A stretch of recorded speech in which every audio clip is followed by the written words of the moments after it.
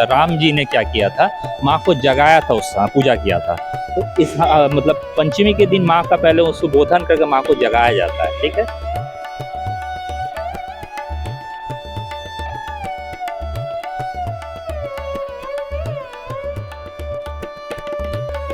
कि माँ अगले बार आप फिर आइएगा। और हम लोग सबका जितने हैं, जितने आपके परिवार है, जितना बेटा बेटी है, सब परिपूर्ण है, खुशियों से सबका मंगल कामने के साथ उनको हम लोग विदा करते हैं। कि हमारी जो विशेषता बंगाली अखाड़ा की, वो हमारी पूजा है, जो कि लास्ट 133 साल से मतलब समानता के साथ चली जा रही। इसमें जो हमारा जो रिचुअल्स है, जो ट्रेडिशंस है, जो कल्चर है, हाँ, वो सेम फॉलो होता है। नमस्कार, वॉच न्यूज देख रहे हैं आप और मैं हूं आपके साथ मौसम झा। नवरात्रि स्पेशल में एक बार फिर आप सभी का बहुत बहुत स्वागत है। नवरात्रि के दिन चल रहे हैं और हम आपको हर दिन एक नई कहानी बताते हैं, एक नई जगह पर जाते हैं और माता रानी का दर्शन करवाते हैं। आज हम आ गए हैं बंगाली अखाड़े में। आपको हम सबसे पहले तस्वीर दिखाएंगे, अंदर चलते हुए आपको हम तस्वीर दिखाते हैं कि जैसे जैसे दुर्गा पूजा का पवित्र त्योहार नजदीक आ रहा है, पटना का ऐतिहासिक बंगाली अखाड़ा उत्साह और भक्ति से गूंज रहा है। आपको हम तस्वीरों में दिखा रहे हैं किस तरीके से जो तैयारियां हैं वो चल रहे हैं। पंडाल जो है वो लगकर तैयार हो गए हैं और भक्ति से गूंज रहे हैं। आपको बता दें, पिछले 132 वर्षों से अब पवित्र स्थल बंगाली परंपराओं का केंद्र रहा है, जहाँ माँ दुर्गा की पूजा करने के लिए एकजुट होते हैं लोग। आज हम आपको इस भव्य उत्सव की तैयारियों का एक विस्तृत दौरा करवा रहे हैं। तैयारियां हफ्तों पहले शुरू हो जाती है, जो अखाड़े को संस्कृति और आध्यात्मिकता के जीवंत केंद्र में बदल देती है। मुख्य आकर्षण है माँ दुर्गा की सुंदर मूर्ति। आपको हम वो भी दिखाएंगे। आप देख पा रहे होंगे जो मूर्ति है वो बन रहा है। तैयारियां जो है वो अंतिम चरणों पर है। अब कुछ ही दिन रह गए हैं। आपको हम दिखा रहे हैं तैयारियां अंतिम चरणों पर है और आध्यात्मिकता के जीवंत केंद्र में जो बदल देती है मुख्य आकर्षण वो माँ दुर्गा की सुंदर मूर्ति है, जिसे बारीकी से बनाया जाता है ताकि वह शक्ति और सुंदरता का प्रतीक बने। स्थानीय कारीगर हर विवरण में अपनी कला और भक्ति डालते हैं, में माँ का सच्चा रूप झलके। आप पहले तस्वीरों में देखिए किस तरीके से जो कारीगर है अभी माँ को मुकुट जो है वो मुकुट से सजा रहे हैं और लगातार अपने हाथों की जो कलाकारी है तस्वीरों में देखिए।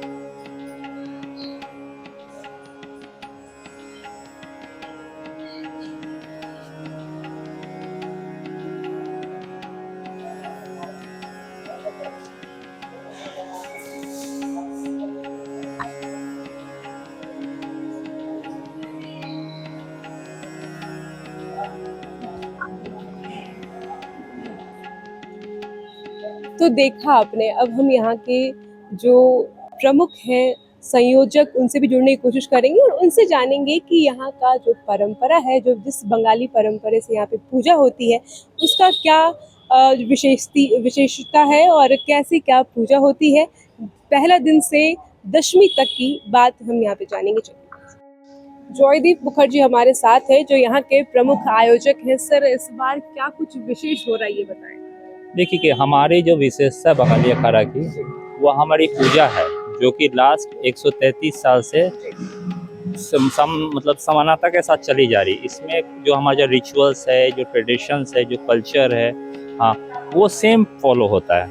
उसमें कोई डिविएशन नहीं है। हम लोग का मतलब पंडाल बेस्ड ये नहीं है कोई, हम लोग का थीम नहीं होता, कोई थीम नहीं होता। हम लोग का मेन होता है कि जो होता है कि जो स्पिरिचुअलिटी, हम लोग का मेन फोकस उसमें रहता है। आपने ऑक्सीजन देखा है? नहीं देखा, सुना है।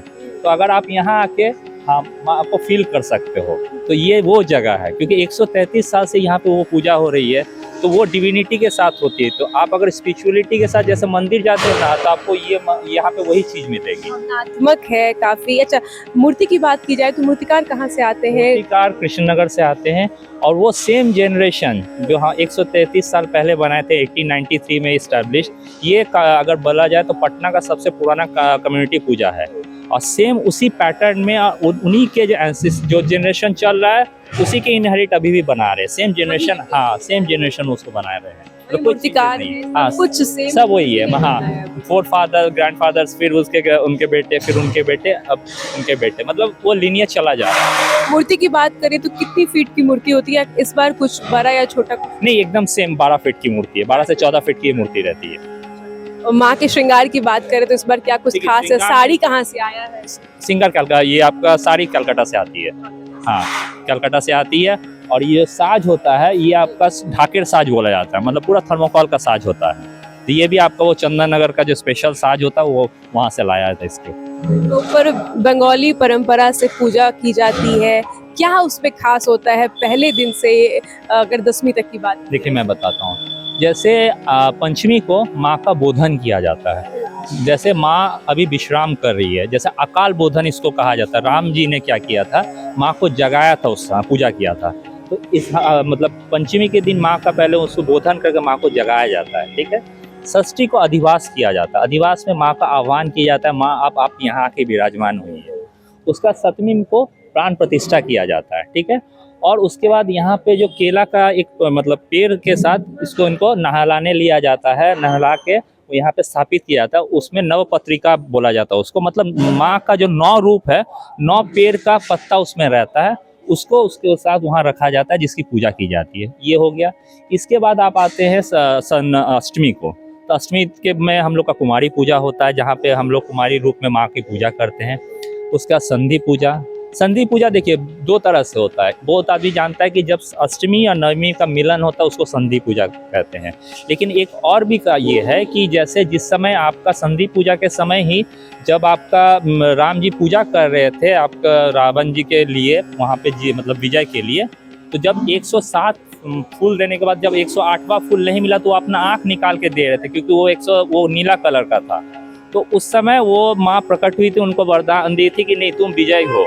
तो वो संधि पूजा का भी जो जिस समय होता है वो एक बहुत ही मतलब मेस्मराइजिंग जिसको बोला जाता है। आप उस समय आइएगा तो इस जगह का आपका डिविनिटी का आपको पावर का पता चलेगा हाँ कि अद्भुत यहाँ का जो उस जो समय का यहाँ का रहता है। मतलब जो औरत लोग हैं यहाँ दिया जलाती है हाँ। और उस समय और एक कारण है संधि मिलन का उस समय अर्धनारीश्वर जो बोला जाता है ना माँ शिव और पार्वती का उस समय मिलन हुआ था। तो संधि पूजा हो गया। उसका नवमी का हम लोग जो होता है नवमी का ये पूजा हुआ। नवमी में के पूजा में हम लोग का सबसे स्पेशलिटी क्या रहती है कि यहाँ का जो भोग होता है पटना के दूर दूर से जब नवरात्रा खोलते हैं आदमी यहाँ का भोग प्रसाद खा के यहाँ का प्रसाद खा के उसका वहाँ व्रत तोड़ते हैं ठीक है। अब आए 10वीं में। 10वीं में आपका जो होता है माँ जा रही है। आप 9वीं में यहाँ के फील कर पाइएगा कि जिस समय आप अष्टमी को आइएगा तो माँ को देखिएगा एक अलग चमक है माँ में खुशी है। लेकिन 9वीं में जाने का एक दुख भी है। तो माँ के साथ गम हम लोग को भी होता है 10वीं को। तो उस समय माँ को हम लोग जैसे किसी भी मेरे यहाँ कोई भी आता है ना परिवार में तो हम लोग उनको जब विदाई देते हैं बेटी की तरह विदाई देते हैं तो हम लोग उनको मिठाई खिला के हाँ और उनको ये हाँ खोइचा भर के पानी पिला के उनको माँ को ये करके कि माँ अगले बार आप फिर आइएगा। और हम लोग सबका जितने हैं जितने आपके परिवार है जितना बेटा बेटी है सब परिपूर्ण है खुशियों से सबका मंगल कामने के साथ उनको हम लोग विदा करते हैं।